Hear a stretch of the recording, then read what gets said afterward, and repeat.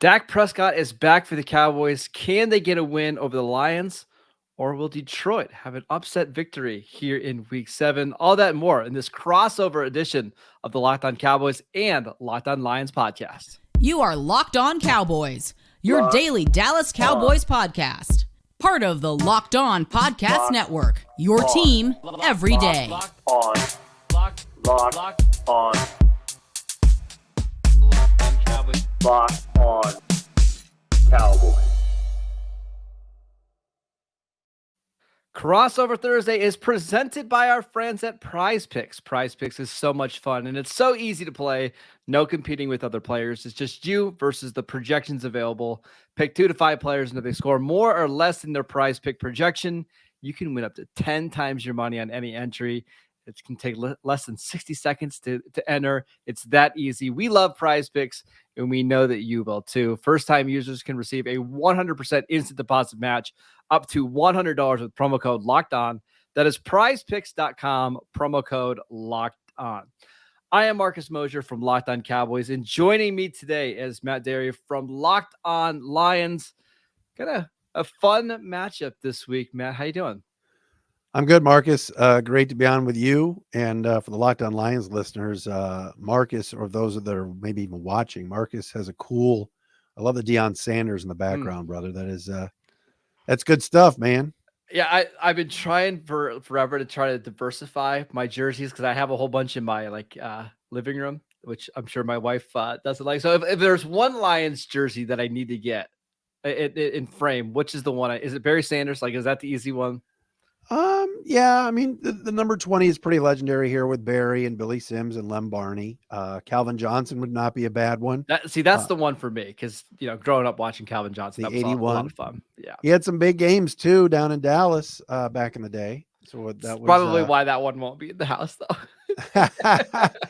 Actually, Zach Martin on your wall. The Lions drafted Eric Ebron instead of Zach Martin. So you could throw that out there too.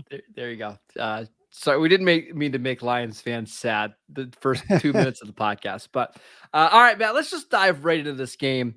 A lot of storylines for the Detroit Lions, coming off of their bye week. What's the biggest thing going on with the Lions right now? Well, it's just going to be how they react to this and how they have 2 weeks to prepare. And I think a big storyline around here is some of these other coaches around the league that the Lions did not hire, whether it's Brian Daboll, whether it's Robert Saleh, whether it's Arthur Smith, this year with Kevin O'Connell. These first and second year coaches are doing really well with their teams, and Dan Campbell is not. And I know it's a rebuild. Dan Campbell and general manager Brad Holmes took over for a regime in Quinn Tricia, as we call them, Bob Quinn and Matt Patricia, that was an utter disaster. And so it's going to take some time. But pressure's on now a little bit for Dan Campbell because they're off to a 1-4 start again. He's 4-17-1 in 2 years. And like I said, Daboll takes the bad Giants team. They're 5-1. Saleh takes the laughable Jets and they're 4-2. So, can the Lions get a road win for the first time in 2 years? Didn't win one last year. I've won one this year. Dallas coming off a pretty physical game. So Lions had 2 weeks to prepare. Let's see if Detroit can play a good football game and maybe spring an upset. What's going on in Dallas with you guys? I mean, the obvious story is Dak Prescott, right?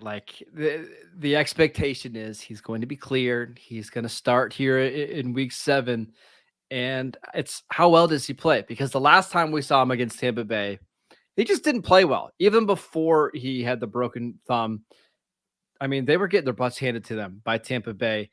Before that, in the playoff game against the 49ers, didn't really play all that well. So it's been a while since we've seen Prescott play well. I'd have to imagine there's going to be a lot of rust, Matt.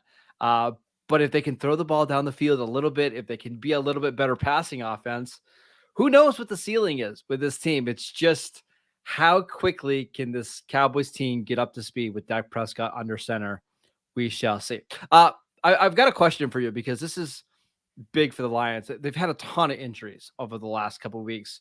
DeAndre Swift, I'm going to run through them really quickly because I think these are some really notable players.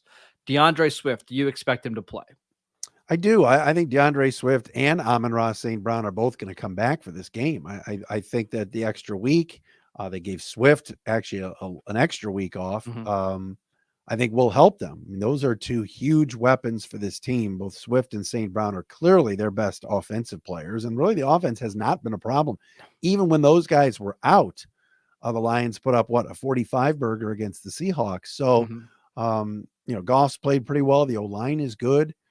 The issue's been the defense. But to your original point, yeah, Swift is really, he's special when he's healthy. The problem is, Marcus, he has not been healthy. And we should also ask about the secondary, because if anybody watched the Lions Week 5 game, I don't think I've ever seen one single position just decimated with injuries like the Lions were in Week 5. How many defensive backs are the Lions expecting to get back here in Week 7? That's a good question. I'm not as certain. I mean, I think Jeff Okudah is fine and will be there. As far they surprised us with Savion Smith, who was a cornerback during preseason, then got cut, signed back to the practice squad, and then before the Patriot game 2 weeks ago, like you said, all of a sudden he's your starting safety. And it's former Dallas Cowboy, actually. Yep. Right. Like, wait, what? So he was concussed a couple of weeks ago. We'll have to check on him. Amon-Ra St was a healthy scratch 2 weeks ago. He's a starting corner. So I think he'll be back, but it's not maybe more about injuries. It's about they need to pick a group and go with it. And I'm not so sure they're ready to do that just yet. I mean, it's been a little wild. I'm interested in seeing, I want to go back to Dak with you for a second. I'm interested in seeing what they do offensively, because if they keep it simple with him and it's some design rollouts and some misdirection that is safe, those are plays that the Lions defense have not responded to well at all. The safe stuff is what killed them against New England, against the third string quarterback in Bailey Zappi. You know what I'm saying? I think the Cowboys are going to try to run the crap out of the ball in this game. Make Dak have some easy layup throws just to get him in rhythm. And then if you need him on 3rd and 9 to throw the ball across the middle to CeeDee Lamb, okay, take that. But I mean, when you saw what Bailey Zappi did, and you've seen what some of these other quarterbacks have done against the Lions, there's really no need to try to be complex and complicated and make things harder than they need to be. I think you can just run the ball all over this team. Please correct me if I'm wrong. No, that's exactly right. And I think the Lions, the strength of their defense right now, I mean, I don't know what it is, to be honest. Tracy Walker, losing him to injury, their starting safety back in week 1, was devastating. He might have been their best defensive player. He's good. No, there's no doubt. I don't, I'm interested in seeing Aiden Hutchinson and Charles Harris, if he's healthy, back, and if those guys can get to the quarterback a little bit. But no, running through the teeth of that defense, the D line and the D tackles for the Lions really have not performed well, and they've been run on all year. And wouldn't surprise me to see Zeke and Tony do their thing. All right, man, we're going to do some of our favorite matchups in this game to watch. But before we do that, we want to tell you about Blue Nile. Whether you're ready to pop the question or you're celebrating a milestone moment, find Julia as unique as her with modern convenience of online shopping at BlueNile.com.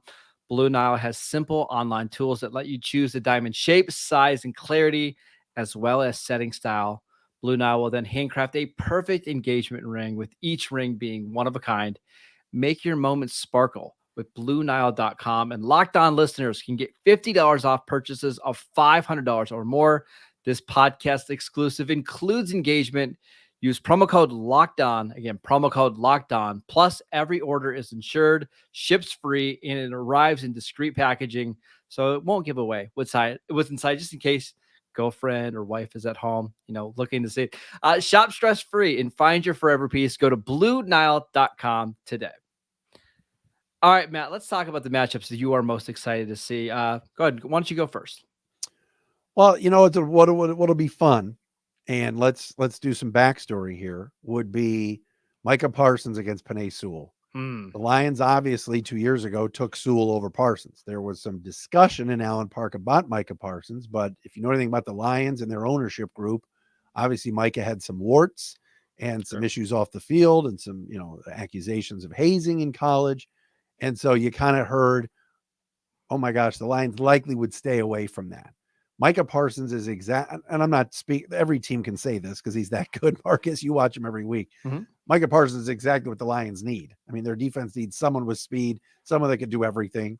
And he's just such a monster. But I'll be interested in watching him line up on that left side, the Lions' right side, and go up against Penei Sewell, who's done a very good job at right tackle. But you got to think Parsons in the back of his mind is thinking, that team passed on me and took this guy. Now I'm going to run right around that guy a couple times. So I want to watch Sewell against Parsons. I think that's going to be a fun matchup to check out. I'll give you another one. Really quickly on that matchup. Yeah, please. Parsons is the better player. I don't think anybody's going to argue that. No. But it's awfully hard to say that the Lions made the wrong pick when you're finding, I think a future All-Pro tackle, right? The Cowboys, Cowboy fans know this debate really well because they had the opportunity to draft J.J. Watt in the 2011 draft. Instead, they took Tyron Smith, who ended up being an All-Pro left tackle. While he's maybe not the player J.J. Watt is, right, having a cornerstone tackle is a pretty big advantage. So, again, I don't want Lions fans to feel like they completely whiffed on that pick because that's so far away from the truth.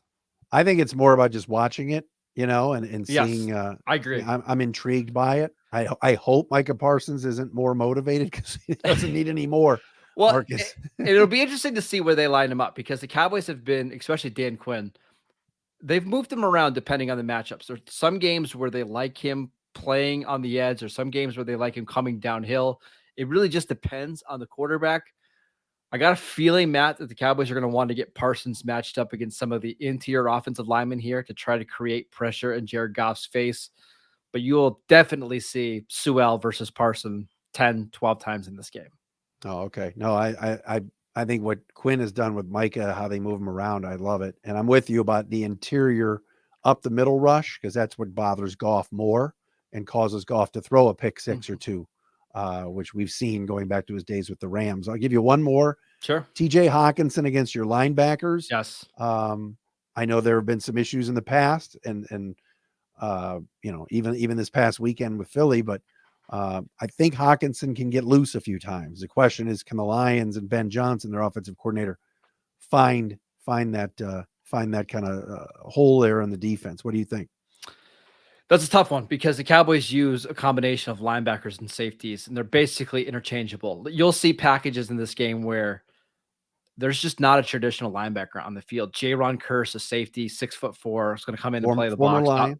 Former Lion, yeah, who's having just a renaissance with the Cowboys. You'll see him lined up against Hawkinson. That's a tough one because the Cowboys really haven't played a tight end yet that is as dynamic as Hawkinson. So I will be keeping an eye on that one. Another one for me. Yeah.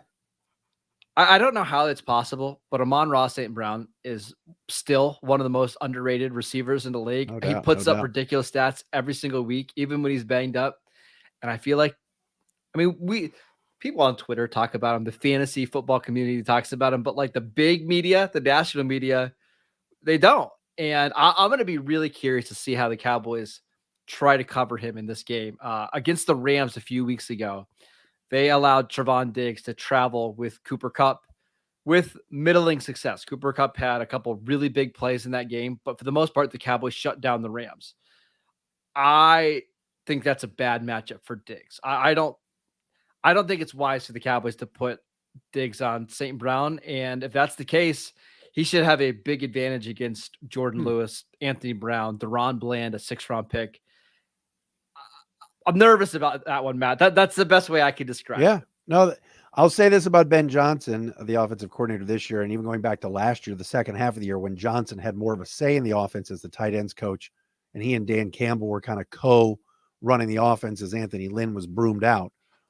They found a way to get St. Brown the ball, whether it's slants, whether it's in the slot, mostly in the slot, crossing routes. They're pretty creative with how they get him involved. Sometimes in motion, they'll hand him the football and he'll run it. Yep. He has said that ankle is not 100%, but he's going to be out there. There's no way he's missing another game, and he's had a week off. But we'll keep an eye on that one for sure.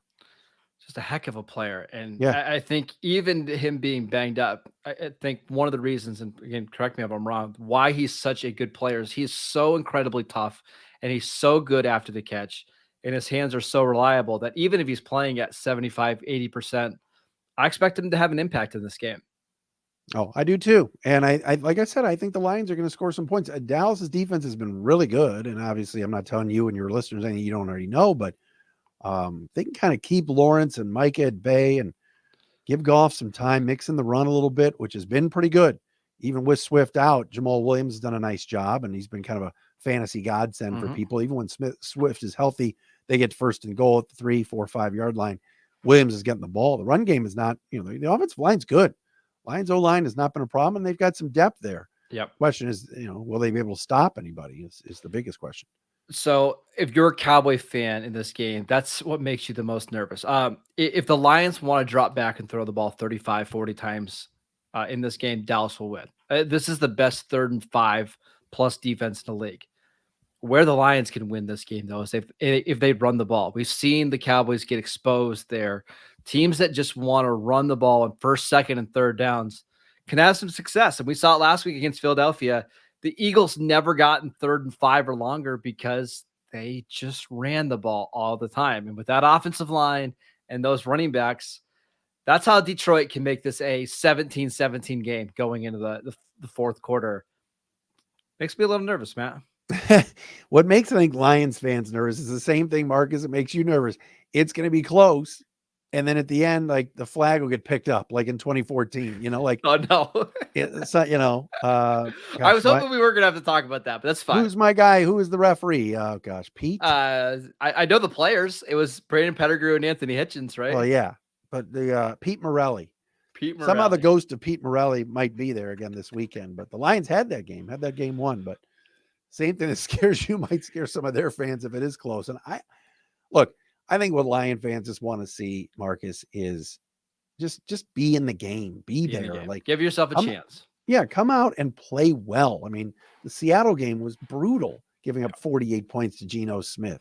Not that he's been bad, he's been good, but come on now, that Seattle team shouldn't be putting a 50 burger on you. And then the week later, they made Bailey Zappi look like Tom Brady and got shut out. So you've had 2 weeks off. Let's go. Let's go into Dallas and make it competitive and try to steal it.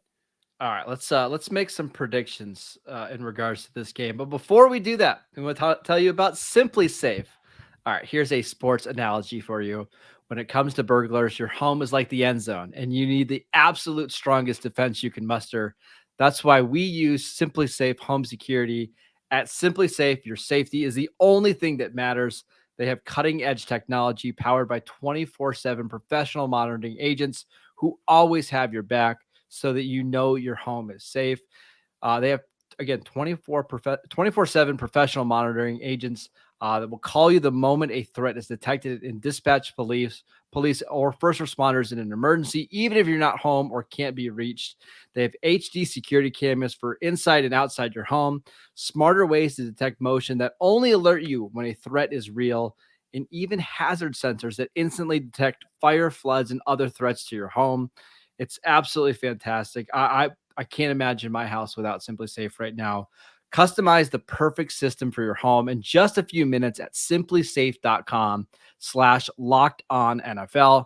Save 20% on your Simply Safe security system when you sign up for an interactive monitoring plan and get your first month free. Visit simplysafe.com/lockedonnfl to learn more. There is no safe like Simply Safe. All right, Matt, let's hear. What is your prediction for this game? Well, I mean, the Cowboys are 7.5 point favorites. And I think there are some Lion fans that will tell you they're surprised the number is that low. We just did the power rankings the other day, and here's Dallas, a top 6 team in the league at 4-2, and stood toe to toe with Philly last weekend. And yet here are the Lions at 31 out of 32 teams. I think the Lions are going to play well. I do. I think they're going to be there. 26-23 Dallas. I think the Lions cover. If we're going to have that discussion, I think the Lions will play better. I still think there's not enough playmakers on that defense.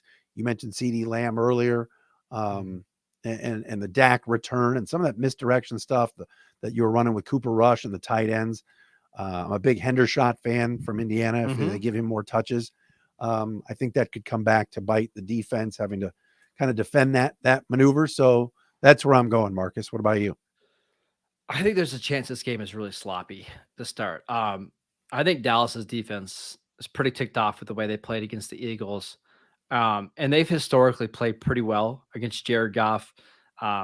in fact, they just played well against any kind of stationary quarterback this year, right? When they can kind of pin their ears back, they know where the quarterback's going to be. That's when the pass rush can be really good. I do wonder, Matt, if there's going to be a little bit of a, I don't want to say letdown because that's the wrong word, but when you play with a backup quarterback, sometimes the rest of the team has to play so far above your heads to win. And now with that coming back, you wonder if everybody kind of takes a sigh of relief and goes back to, I don't know, average level play. And I think Dak is going to struggle a little bit out of the gate. I think it's going to take him a couple quarters to get used to playing and not worrying about hitting his hand. So I think this is going to be like a maybe 2020 game going into the final 5 minutes. And hey, it's Jared Goff at midfield. Can he get them in range of a field goal? I'll sheepishly pick Dallas to win like 23-20, but I don't see this game being a blowout. I think that 7-point total is actually a little high, to be honest. Are the fans there where they're, and obviously you interact with them on social media and stuff, and on YouTube, but do they want Rush to stay? I mean, I know that this past week kind of made it easy for McCarthy to go back to Dak, but where was that at like a couple weeks ago? No, I think Cowboy fans have always been, they've always wanted Dak back, but with them winning games, I think they were willing to be a little bit more patient. If the Cowboys were 2-4, there would be no question about it. Oh yeah. I think with Dak now having the full 6 weeks, practicing last week, he should have a full week of practice. I think everybody's in agreement. It's time to go. And I think with the Cowboys playing well enough against the Eagles to keep them competitive, but the quarterback holding them back, I think a lot of Cowboy fans are like, why can't we string together 6-7 straight wins and challenge Philadelphia for that division title? I think people are ready for Dak to be back. Well, Cooper Rush has some fans up here, the pride of Central Michigan. And I don't know if anybody's ever mistaken you for Cooper Rush, but you look a little like him. Oh no. Oh, that's all that you need to tell the Locked On Cowboys. Matt, this has been a lot of fun. I can't wait for Sunday. It should be a great game. No doubt. Mark, it's great to talk to you, my friend. Absolutely. All right. Thank you for making Locked On Cowboys and Locked On Lions your first listen every single day. Now make your second listen the Peacock and Williamson NFL show. Brian Peacock and former NFL scout Matt Williamson give you the expert NFL analysis in less than 30 minutes. It's free and available wherever you get your podcasts. All the same places that you would listen to Locked On Cowboys and Locked On Lions. Please go check us out on YouTube. Both of our shows put up shows every single day. Go follow Matt on Twitter at Dery Speaks. You can follow me at Marcus_Mosher. And we'll see you guys next time.